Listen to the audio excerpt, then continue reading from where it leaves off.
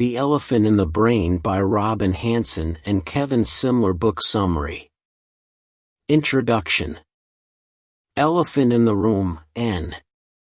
An important issue that people are reluctant to acknowledge or address, a social taboo. Elephant in the brain, N. An important but unacknowledged feature of how our minds work, an introspective taboo. Patients are also easily satisfied with the appearance of good medical care, and show shockingly little interest in digging beneath the surface, for example, by getting second opinions or asking for outcome statistics from their doctors or hospitals. People given free healthcare consume a lot more medicine, relative to an unsubsidized control group, yet don't end up noticeably healthier. People spend exorbitantly on heroic end-of-life care even though cheap, palliative care is usually just as effective at prolonging life and even better at preserving quality of life. Expensive medical care does heal us, but it's simultaneously an elaborate adult version of kiss the boo-boo. In this transaction, the patient is assured of social support, while those who provide such support are hoping to buy a little slice of loyalty from the patient. Here is the thesis we'll be exploring in this book. We, human beings, are a species that's not only capable of acting on hidden motives, we're designed to do it. Our brains are built to act in our self-interest while at the same time trying hard not to appear selfish in front of other people. And in order to throw them off the trail, our brains often keep us, our conscious minds, in the dark. The less we know of our own ugly motives, the easier it is to hide them from others. Self-deception is therefore strategic, a ploy our brains use to look good while behaving badly. Education isn't just about learning, it's largely about getting graded, ranked, and credentialed, stamped for the approval of employers. Religion isn't just about private belief in God or the afterlife, but about conspicuous public professions of belief that help bind groups together. In each of these areas, our hidden agendas explain a surprising amount of our behavior, often a majority. When push comes to shove, we often make choices that prioritize our hidden agendas over the official ones. Our thesis in plain English. 1. People are judging us all the time. They want to know whether we'll make good friends, allies, lovers, or leaders. And one of the important things they're judging is our motives. Why do we behave the way we do? Do we have others' best interests at heart, or are we entirely selfish? 2. Because others are judging us, we're eager to look good. So we emphasize our pretty motives and downplay our ugly ones. It's not lying, exactly, but neither is it perfectly honest. 3. This applies not just to our words, but also to our thoughts, which might seem odd. Why can't we be honest with ourselves? The answer is that our thoughts aren't as private as we imagine. In many ways, conscious thought is a rehearsal of what we're ready to say to others. For in some areas of life, especially polarized ones like politics, we're quick to point out when others' motives are more selfish than they claim. But in other areas, like medicine, we prefer to believe that almost all of us have pretty motives. In such cases, we can all be quite wrong, together, about what drives our behavior. Part 1. Why we hide our motives. 1. Animal behavior. Individual primates can, and do, groom themselves, but they can only effectively groom about half their bodies.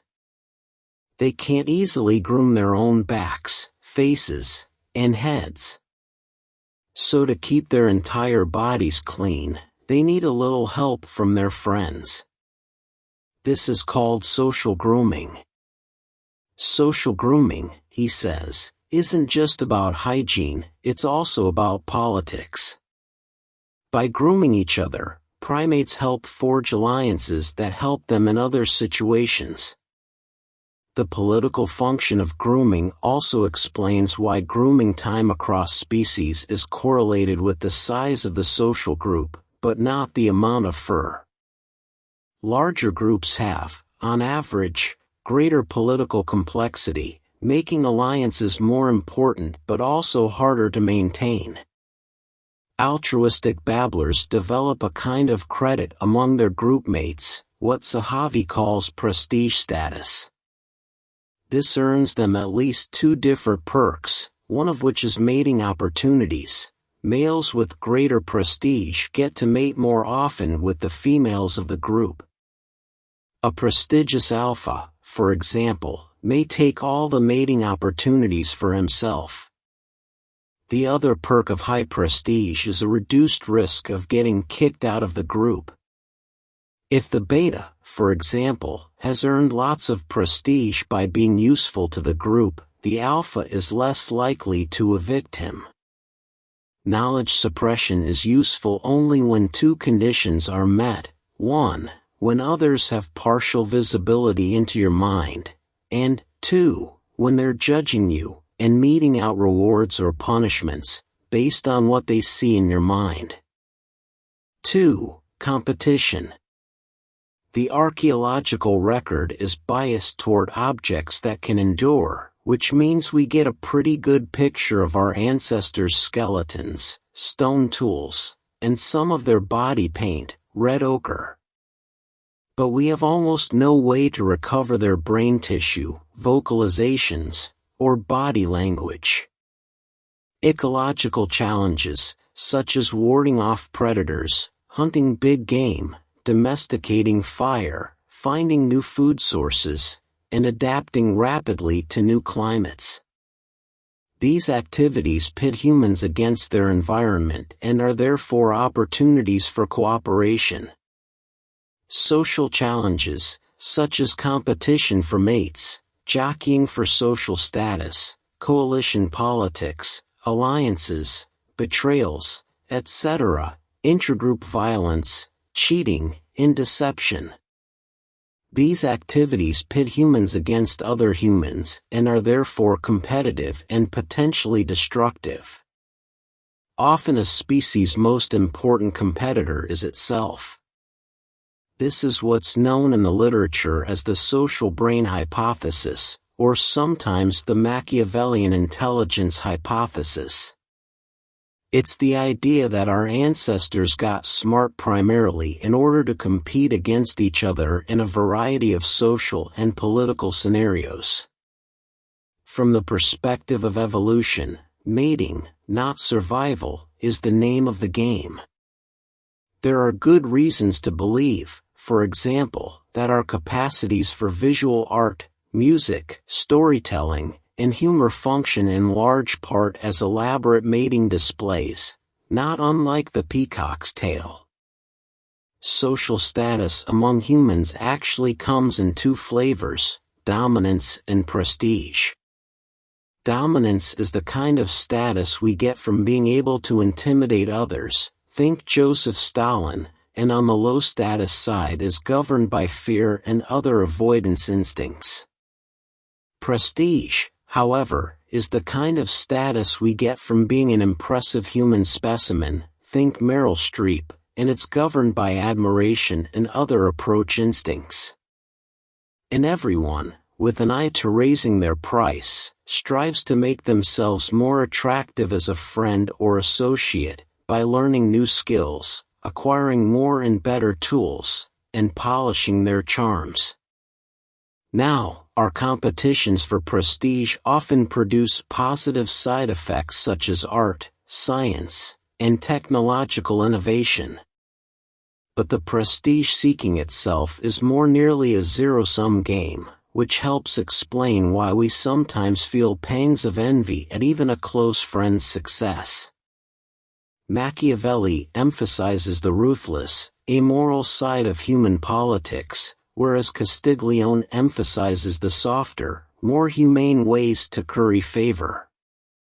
The two strategies they outlined are both useful for succeeding in politics. It's important to note, however, that although Castiglione's methods are less overtly competitive, they nevertheless stem from similar incentives.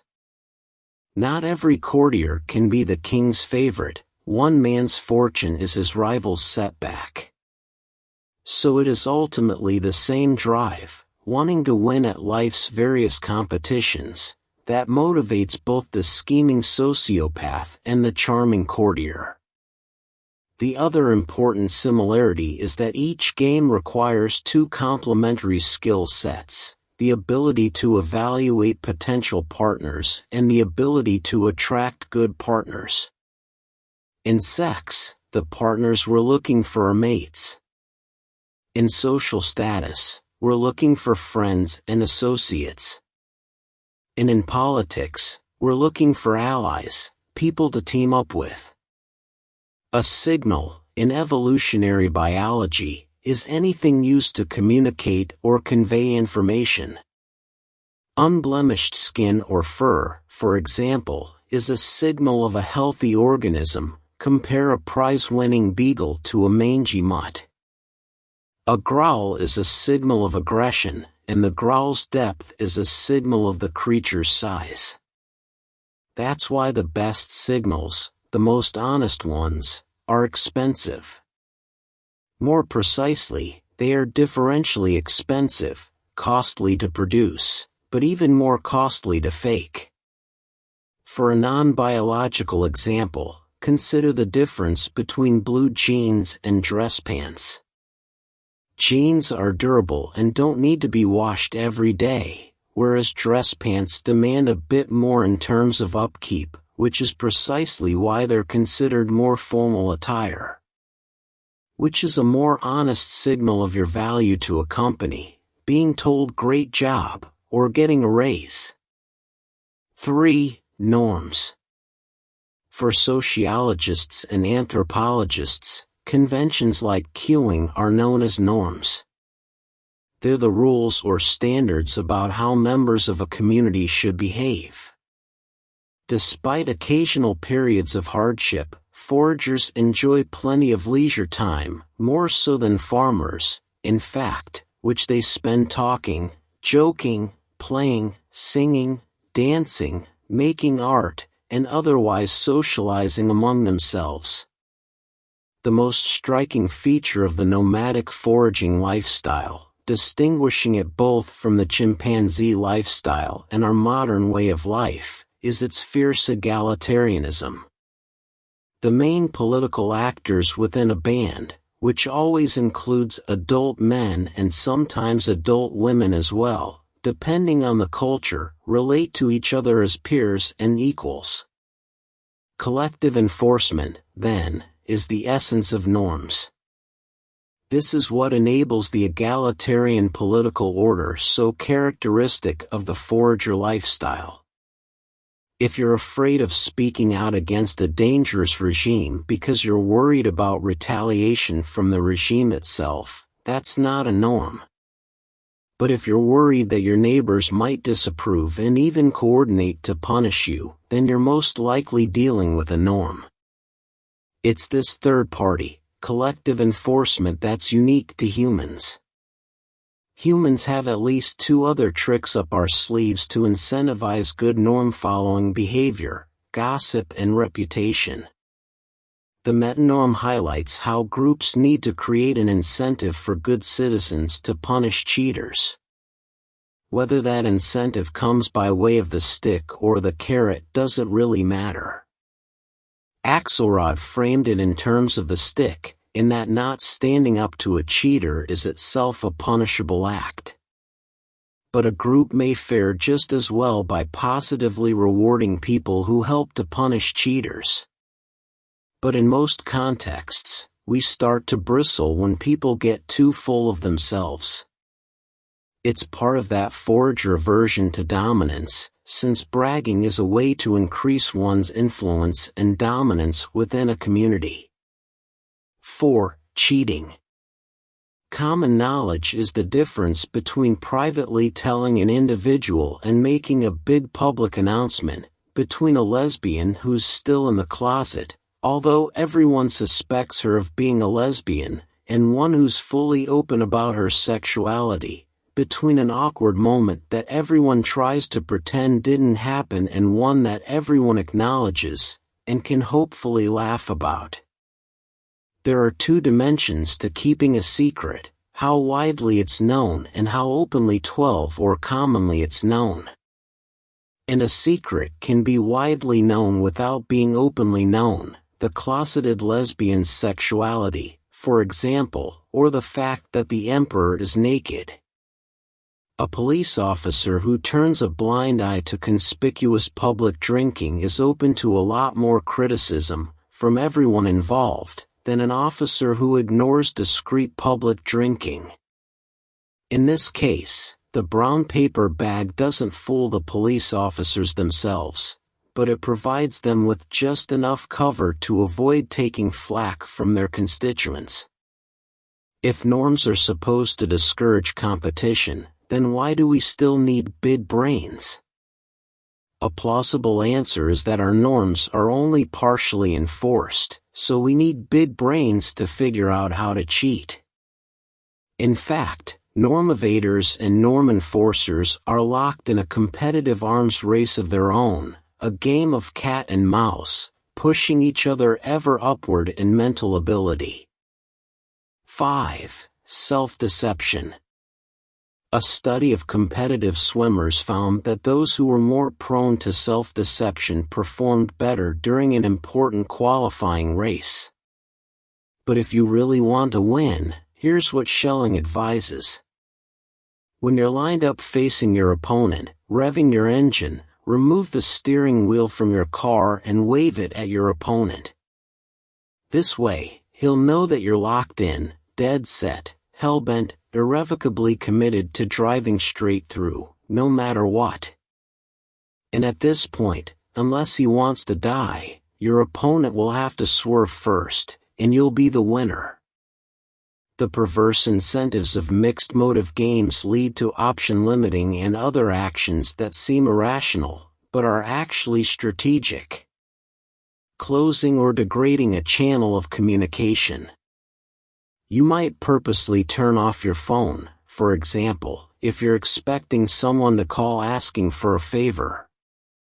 Or you might have a hard conversation over email rather than in person. Ignoring information, also known as strategic ignorance. If you're kidnapped, for example, you might prefer not to see your kidnapper's face or learn his name. Why? Because if he knows you can identify him later, to the police, he'll be less likely to let you go. In some cases, knowledge can be a serious liability. Purposely believing something that's false. If you're a general who firmly believes your army can win, even though the odds are against it, you might nevertheless intimidate your opponent into backing down. Classical decision theory has it right: there's no value in sabotaging yourself per se. The value lies in convincing other players that you've sabotaged yourself. Often the best way to convince others that we believe something is to actually believe it. There are at least 4 ways that self-deception helps us come out ahead in mixed motive scenarios. We'll personify them in 4 different archetypes: the madman, the loyalist, the cheerleader, and the cheater. I call it the madman theory, Bob. I want the North Vietnamese to believe I've reached the point where I might do anything to stop the war. We'll just slip the word to them that, for God's sake, you know Nixon is obsessed about communism. We can't restrain him when he's angry, and he has his hand on the nuclear button, and Ho Chi Minh himself will be in Paris in 2 days begging for peace. The loyalist: sure, I'll go along with your beliefs, says the loyalist, thereby demonstrating commitment and hoping to earn trust in return. "The madman, I'm doing this no matter what," says the madman, "so stay out of my way." The cheerleader, "I know this is true," the cheerleader says. "Come on, believe it with me." This kind of self-deception is a form of propaganda. As Kurzban writes, sometimes it is beneficial to be wrong in such a way that, if everyone else believed the incorrect thing one believes, one would be strategically better off. The startup founder who's brimming with confidence, though it may be entirely unearned, will often attract more investors and recruit more employees than someone with an accurate assessment of his own abilities. The cheater, "I have no idea what you're talking about," the cheater says in response to an accusation. "My motives were pure." Like the general who erases the mountain range on the map, then leads the army to a dead end, self-deceivers similarly run the risk of acting on false or missing information. Luckily, however, we don't have to bear the full brunt of our own deceptions. Typically, at least part of our brain continues to know the truth. In other words, our saving grace is inconsistency. It's possible for our brains to maintain a relatively accurate set of beliefs and systems tasked with evaluating potential actions, while keeping those accurate beliefs hidden from the systems, like consciousness, involved in managing social impressions. No matter how fervently a person believes in heaven, for example, she's still going to be afraid of death. 6. Counterfeit reasons. A man always has two reasons for doing anything, a good reason and the real reason. J. P. Morgan. We know why the patient got out of his chair, because the researchers asked him to, via his right hemisphere. The patient's left hemisphere, however, had no way of knowing this. But instead of saying, "I don't know why I stood up," which would have been the only honest answer, it made up a reason and fobbed it off as the truth. "I wanted to go get a Coke." When we use the term motives, we're referring to the underlying causes of our behavior, whether we're conscious of them or not. Reasons are the verbal explanations we give to account for our behavior. Reasons can be true, false, or somewhere in between, example, cherry-picked. Even more dramatic examples of rationalization can be elicited from patients suffering from disability denial, a rare disorder that occasionally results from a right hemisphere stroke. In a typical case, the stroke will leave the patient's left arm paralyzed. But, here's the weird part, the patient will completely deny that anything is wrong with his arm, and will manufacture all sorts of strange, counterfeit, excuses for why it's just sitting there, limp and lifeless. When we capitalize press secretary, we're referring to the brain module responsible for explaining our actions, typically to third parties. The lowercase version of press secretary refers to the job held by someone in relation to a president or prime minister. But the conclusion from the past 40 years of social psychology is that the self acts less like an autocrat and more like a press secretary. In many ways, its job, our job, isn't to make decisions, but simply to defend them. "You are not the king of your brain," says Stephen Koss. "You are the creepy guy standing next to the king going, 'A most judicious choice, sire.'" The upshot is that every time we give a reason, there's a risk we're just making things up.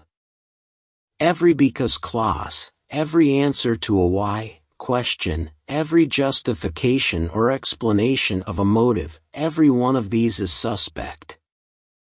Not all will turn out to be rationalizations, but any of them could be, and a great many are. These two examples illustrate one of the most effective ways to rationalize, which is telling half-truths. In other words, we cherry-pick our most acceptable, pro-social reasons while concealing the uglier ones. Robin really does want to get his ideas out there, and Kevin really is a private person. But these two explanations aren't the full story. Parents will often enforce kids' bedtimes for their own good, when a self-serving motive seems just as likely, that parents simply want an hour or two of peace and quiet without the kids. Minor impediments are often exaggerated to avoid unwanted social encounters. I'm not feeling well today as an excuse not to go work, for example, or I'm too busy to decline a meeting. Typically there's a grain of truth to these reasons, but it's often exaggerated, and meanwhile other reasons, example, I simply don't want to, are conveniently omitted. We have many reasons for our behaviors, but we habitually accentuate and exaggerate our pretty, pro-social motives and downplay our ugly, selfish ones. Part 2. Hidden motives in everyday life. 7. Body language.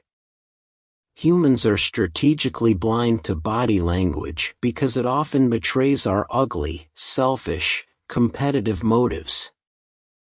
A cue is similar to a signal, in that it conveys information, except that it benefits only the receiver.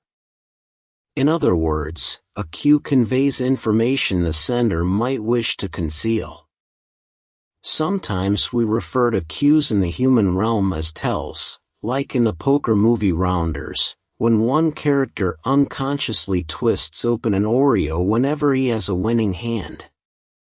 Other cues or tells can include sweaty palms, indicating nervousness, shortness of breath, indicating windedness from exertion, and pacifying behaviors such as rubbing one's neck, indicating anxiety or discomfort. Back in the human realm, we find honest signals underlying much of our body language. An open posture makes a person vulnerable, for example, which is more dangerous, i.e., costly, for people in tense situations than for people in calm situations. Much of the thrill and drama of courtship lies in struggling to decipher the other's mixed signals. Women, for example, sometimes instinctively play coy, attempting to hide or downplay their interest, thereby requiring men to put more effort into courtship.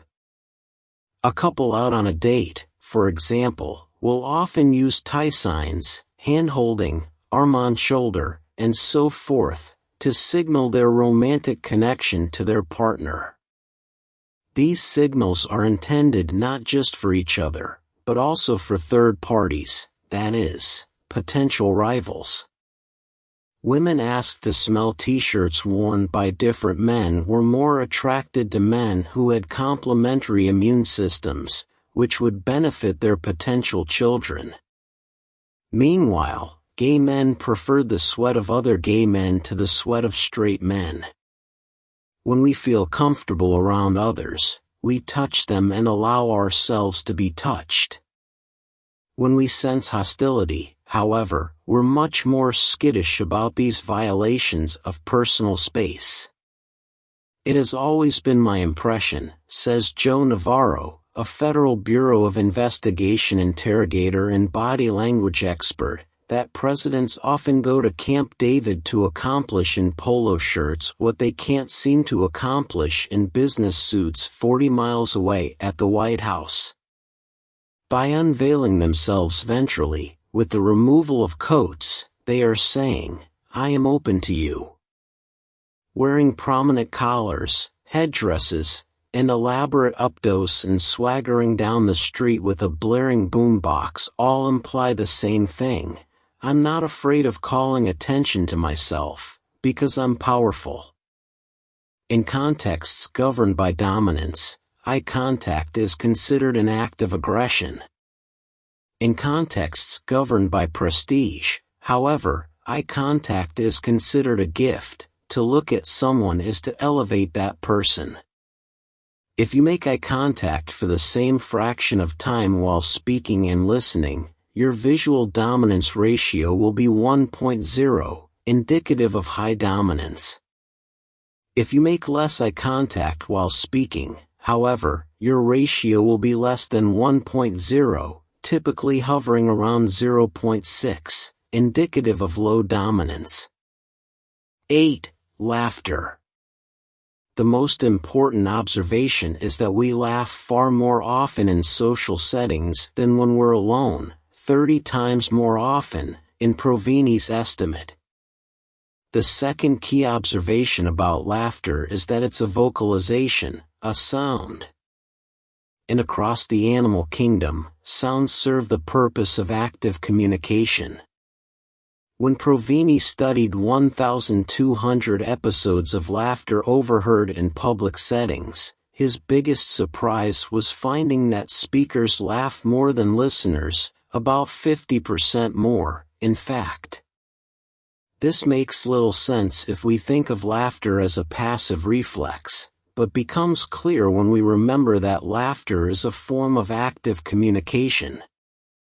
The final key observation is that laughter occurs even in other species. Specifically, it's found in all 5 of the great apes, orangutans, gorillas, bonobos, chimpanzees, and humans, although not in any other primates, suggesting an origin in our common ancestor, 12 to 18 million years ago. The core idea here is that laughter is necessarily coupled with play. If the mood is serious, a terrible face will elicit a scream, but if the mood is playful, the very same stimulus will elicit a laugh. We're just playing is such an important message. It turns out that many species have developed their own vocabulary for it. Dogs, for example, have a play bow, forearms extended, head down, hindquarters in the air, which they use to initiate a bout of play. When we laugh at our own actions, it's a signal to our playmates that our intentions are ultimately playful, although we may seem aggressive. This is the kind of laugh a young child might give after play hitting an adult or other child, or that adults give when they're gently poking fun at someone. When we laugh in response to someone else's actions, however, it's a statement not about intentions but about perceptions. It says, "I perceive your actions as playful, I know you're only kidding around." This is reactive laughter, the kind elicited in response. We don't laugh continuously throughout a play session, only when there's something potentially unpleasant to react to. This helps explain why an element of danger is so important for getting a laugh. Now, danger isn't strictly required. We sometimes laugh at harmless wordplay, for example. But danger certainly helps. A pun is a lot funnier when it's a sexual double entendre told in the presence of children. Humor is like opening a safe. There's a sequence of steps that have to be performed in the right order and with a good deal of precision. First, you need to get 2 or more people together. 35. Then you must set the mood dial to play. Then you need to jostle things, carefully, so that the dial feints in the direction of serious, but quickly falls back to play. But where there's danger, there's also an opportunity for exploratory play. And just as the physical danger of a roller coaster tickles our physiological funny bone, flirting with norm-related danger tickles our social funny bone. In the broadest sense, there are at least 2 ways to use the danger of norms for comedic effect. The first is to feint across the norm boundary, but then retreat back to safety without actually violating it. The second way is to step across the boundary, violating the norm, and then to realize, like a child jumping into snow for the first time, it's safe over here. We A real danger of laughter, then, is the fact that we don't all share the same norms to the same degree. What's sacred to one person can be an object of mere play to another. When someone gets hurt, the humane response is to break from a playful mood into a serious mood, to make sure they're okay. The popular girl's laughter, then, reveals that they don't take Maggie's suffering seriously. They're treating her pain as an object of play, a mere plaything. I'm worried every time I see a comedian apologize. Addressing a hypothetical attacker just because you took what I said seriously doesn't mean I meant it. You don't get to decide that you're in my head and that you know my intent. If I'm joking, I'm joking. As Oscar Wilde said, if you want to tell people the truth, make them laugh, otherwise they'll kill you. 9. Conversation. If speakers are giving away little informational gifts in every conversation, what are they getting in return? If exchanging information were the be-all and end-all of conversation, then we would expect people to be greedy listeners and stingy speakers. Speakers strive to impress their audience by consistently delivering impressive remarks.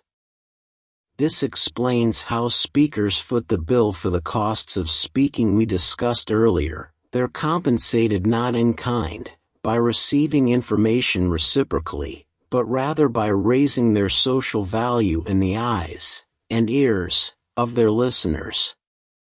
In Miller's theory, speakers are primarily trying to impress potential mates, while for Dessalles, the primary audience is potential allies. If you're a reliable source of new information, you're likely to make a good teammate, especially as the team faces unforeseeable situations in the future. 10. Consumption. So why do we continue working so hard? One of the big answers, as most people realize, is that we're stuck in a rat race. Or to put it in the terms we've been using throughout the book, we're locked in a game of competitive signaling. No matter how fast the economy grows, there remains a limited supply of sex and social status, and earning and spending money is still a good way to compete for it.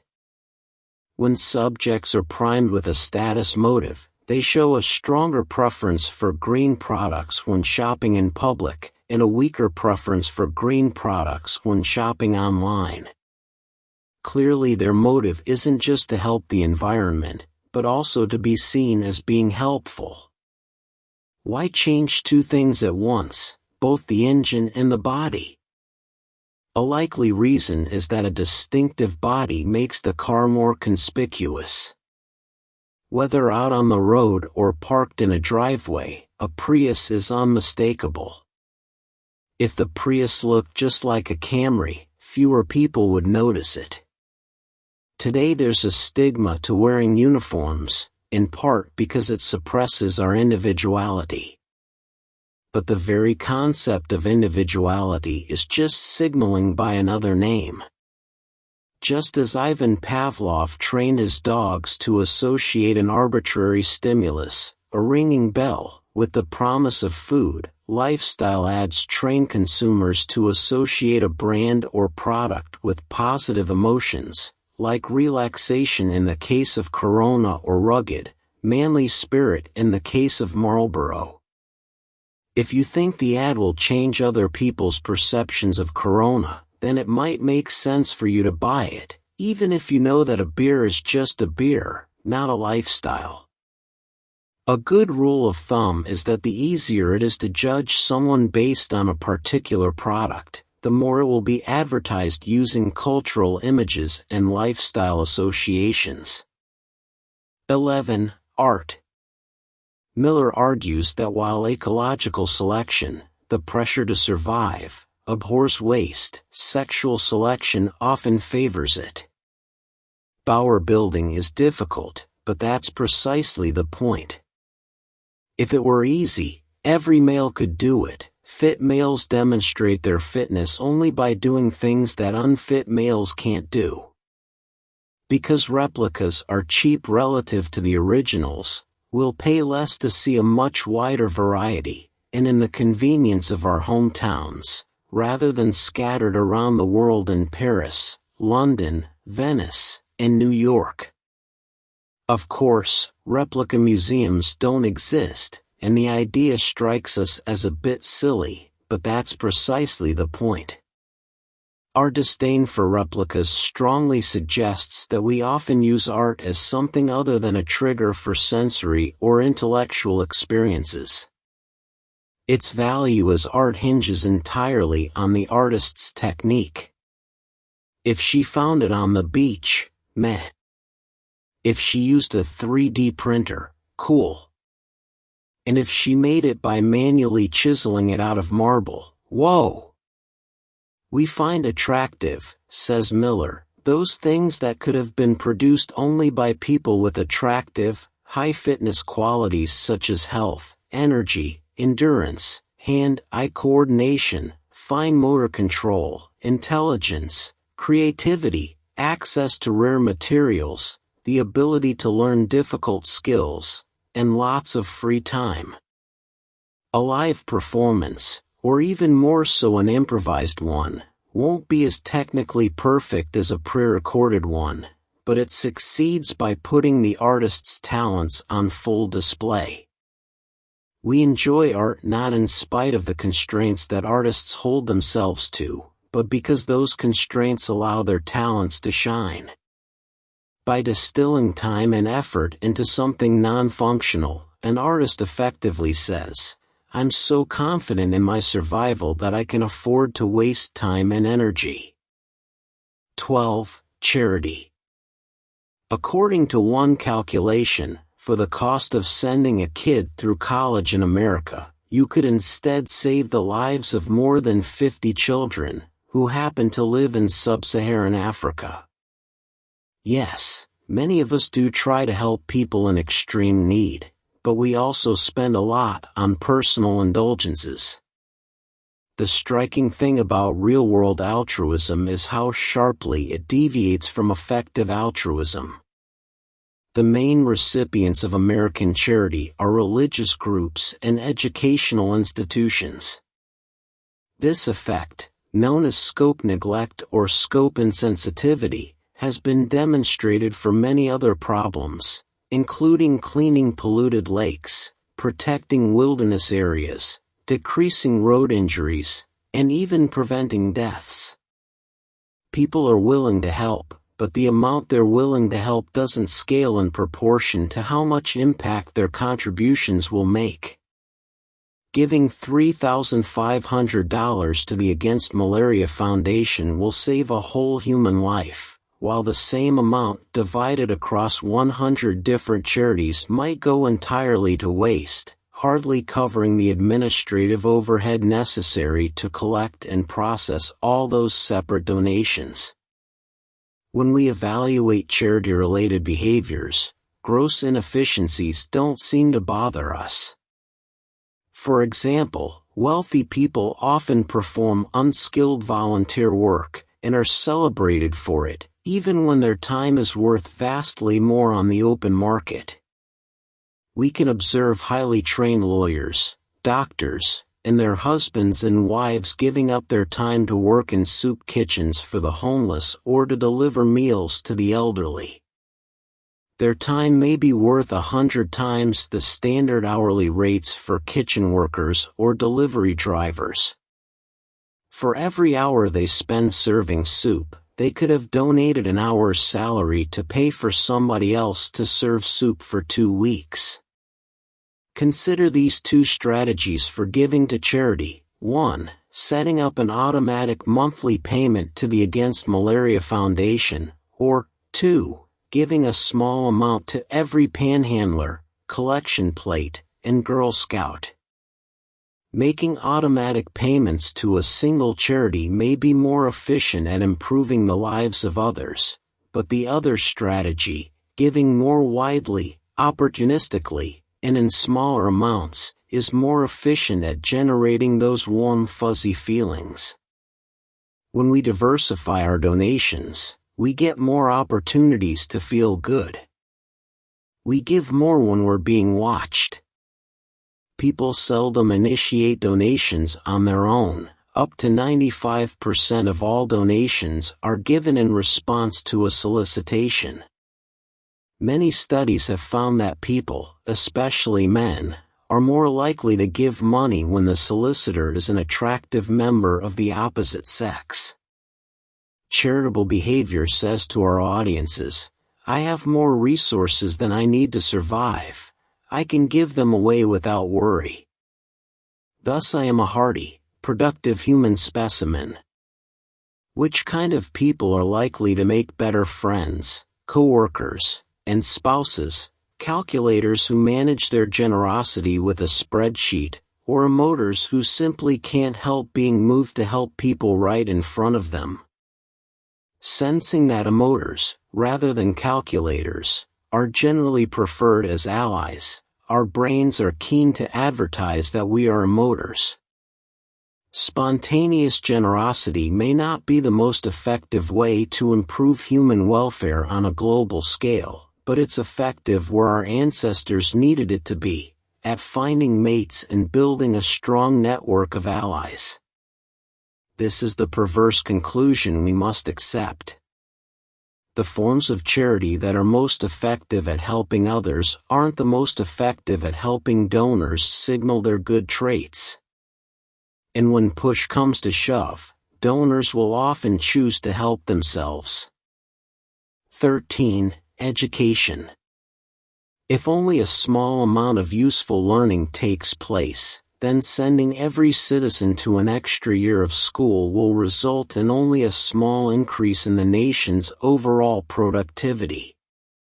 Meanwhile, when you're an individual student within a nation, getting more school can substantially increase your future earnings, not because of what you've learned, but because the extra school helps distinguish you as a better worker.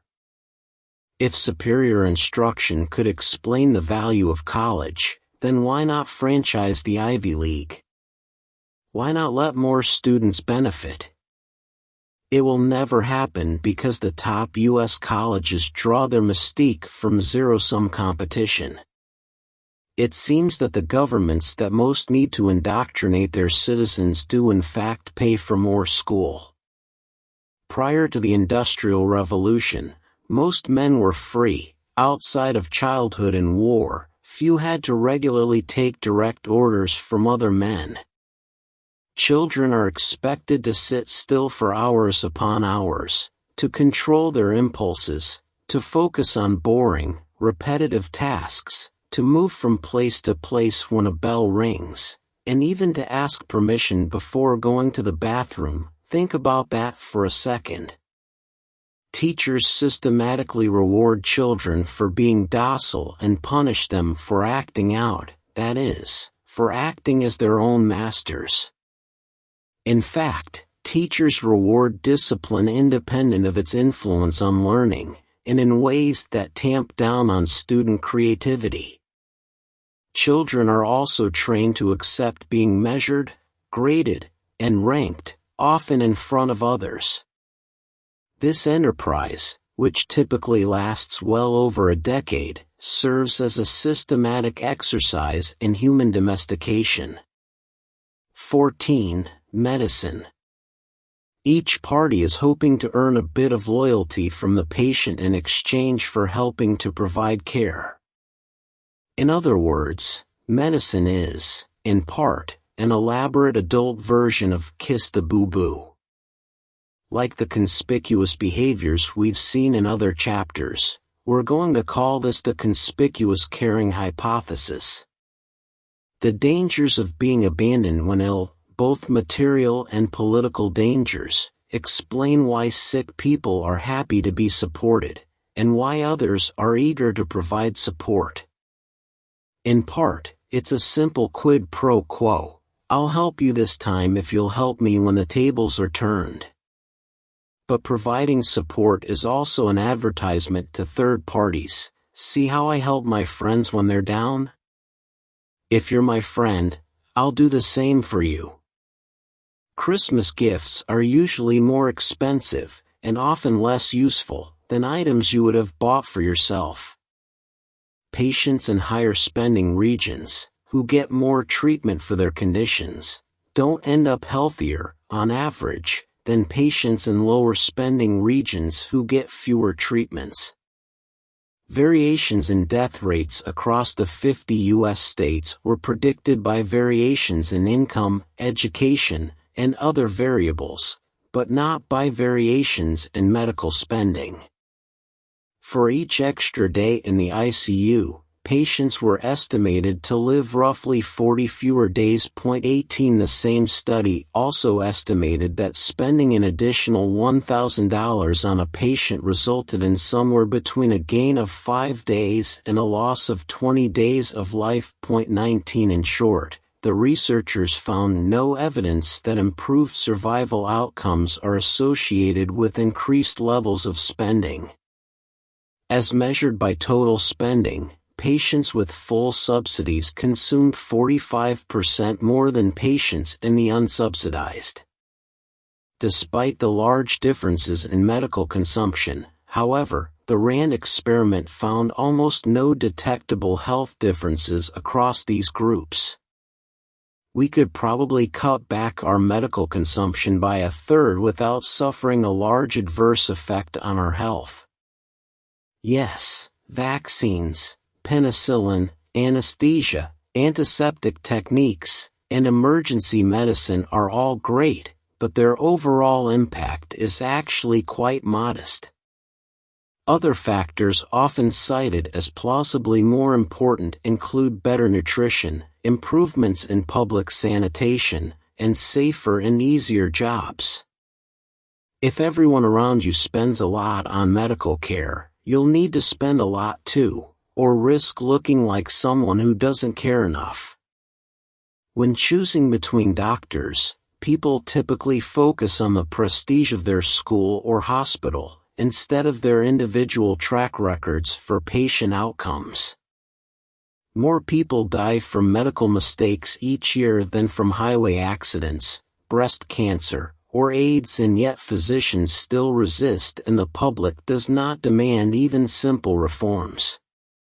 Investigators reported that people who reside in rural areas lived an average of 6 years longer than city dwellers, non-smokers lived 3 years longer than smokers, and those who exercised a lot lived 15 years longer than those who exercised only a little.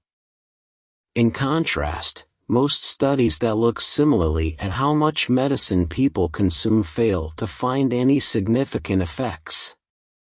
15. Religion. We're scared of hell, therefore we pray.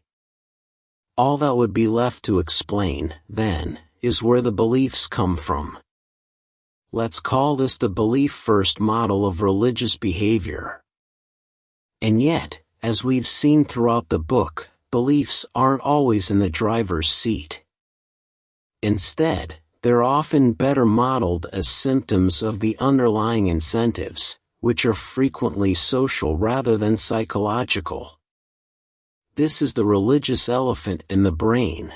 We don't worship simply because we believe. Instead, we worship and believe because it helps us as social creatures. Most religions are fairly lax on questions of private belief as long as adherents demonstrate public acceptance of the religion.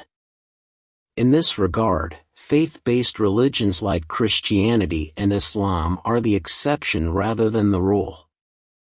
Greeks and Romans were less concerned with doctrinal propositions like Zeus rules the gods on Mount Olympus, and more concerned with ritual observance, like coming out to celebrate on public holidays. When Muslims face Mecca to pray, we call it religion, but when American schoolchildren face the flag and chant the Pledge of Allegiance, that's just patriotism. And when they sing, make t-shirts, and put on parades for homecoming, that's school spirit. A religion, therefore, isn't just a set of propositional beliefs about God and the afterlife, it's an entire social system.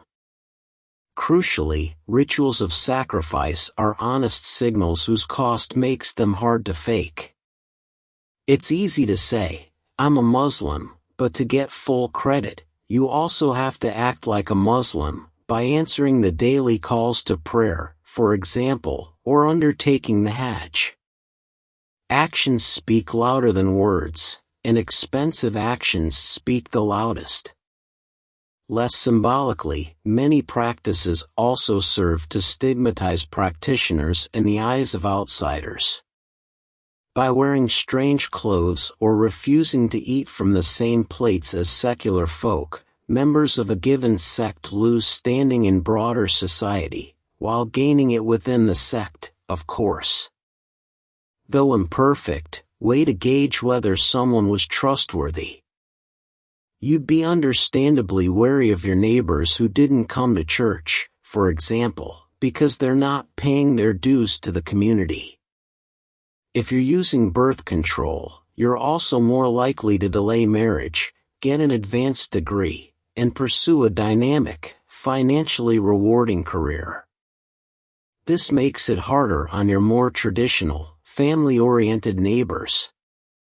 Your lifestyle interferes with theirs, and vice versa, and avoiding such tensions is largely why we self-segregate into communities in the first place.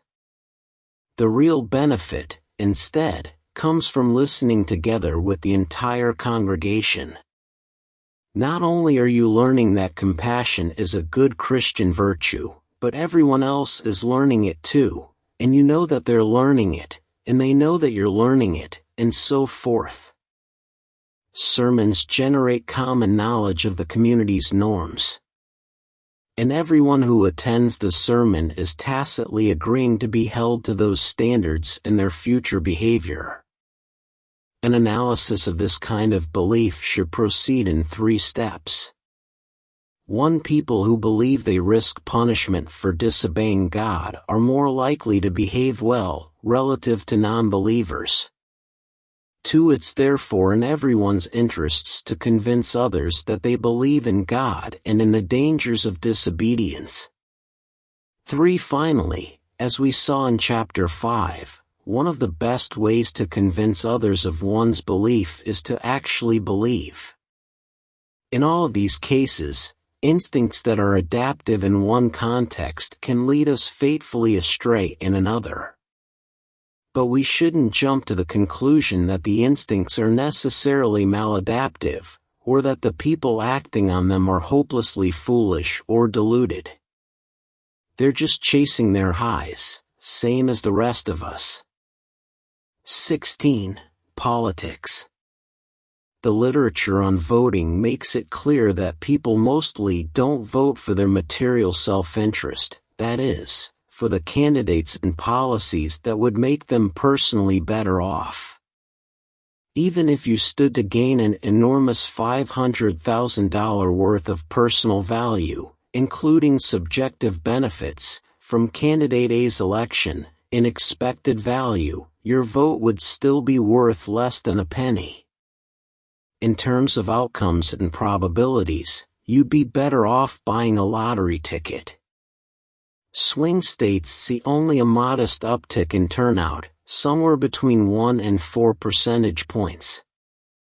We'd rather debate hot-button identity issues, like gay marriage or immigration, than issues that hinge on an understanding of facts, like trade agreements or net neutrality. And we see a similar bias when electing our representatives. The fact that we attach strong emotions to our political beliefs is another clue that we're being less than fully honest intellectually. When we take a pragmatic, outcome-oriented stance to a given domain, we tend to react more dispassionately to new information. We do this every day in most areas of our lives, like when we buy groceries, pack for a vacation, or plan a birthday party. In these practical domains, we feel much less pride in what we believe, anger when our beliefs are challenged, or shame in changing our minds in response to new information. However, when our beliefs serve non-pragmatic functions, emotions tend to be useful to protect them from criticism. Holding constant the quality of their publications, Republican academics, compared to Democrats, have jobs at significantly lower-tier colleges. This effect is larger than the effect for women, who also seem to face discrimination in academic jobs. The desire to signal loyalty helps explain why we don't always vote our self-interest, i.e., for the candidates and policies that would bring us, as individuals, the greatest benefit. Rather, we tend to vote for our group's interests. In the physical world, for example, we put up lawn signs and bumper stickers, while on social media, we use politically charged hashtags and change our profile pictures to show support for the cause du jour.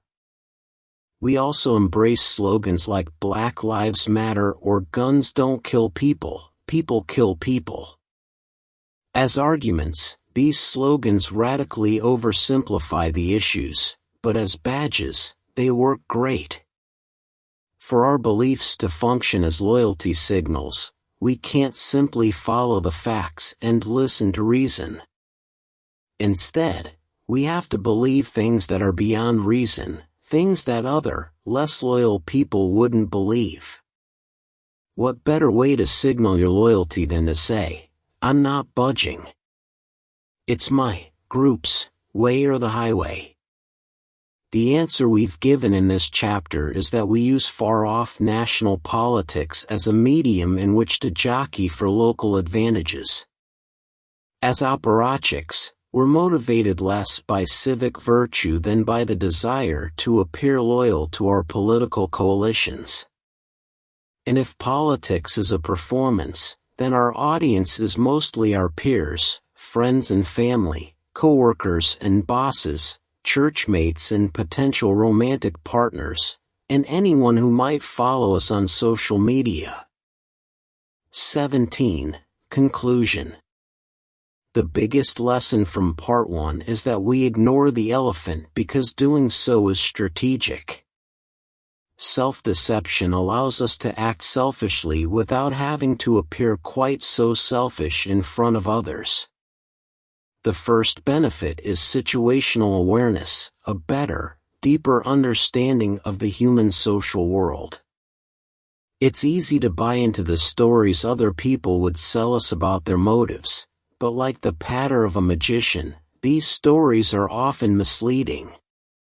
When meetings at work seem like an unnecessary waste of time, such waste may in fact be the point. Costly rituals can serve to keep a team cohesive or help anxious leaders cement control over their subordinates. We have a gaping blind spot at the very center of our introspective vision. If we're going to second-guess our coworkers and friends, we shouldn't give ourselves an easy pass. In fact, knowing about our own blind spots should make us even more careful when pointing fingers at others. People who are able to acknowledge uncomfortable truths and discuss them dispassionately can show a combination of honesty, intellectual ability, and perhaps even courage, or at least a thick skin. Another benefit to confronting our hidden motives is that, if we choose, we can take steps to mitigate or counteract them. For example, if we notice that our charitable giving is motivated by the desire to look good and that this leads us to donate to less helpful, but more visible, causes, we can deliberately decide to subvert our now not-so-hidden agenda. Another promising strategy is to put ourselves in situations where our hidden motives better align with our ideal motives. For example, if we want to express sincere yet accurate beliefs, we might get into the habit of betting on our beliefs. One promising approach to institutional reform is to try to acknowledge people's need to show off, but to divert their efforts away from wasteful activities and toward those with bigger benefits and positive externalities.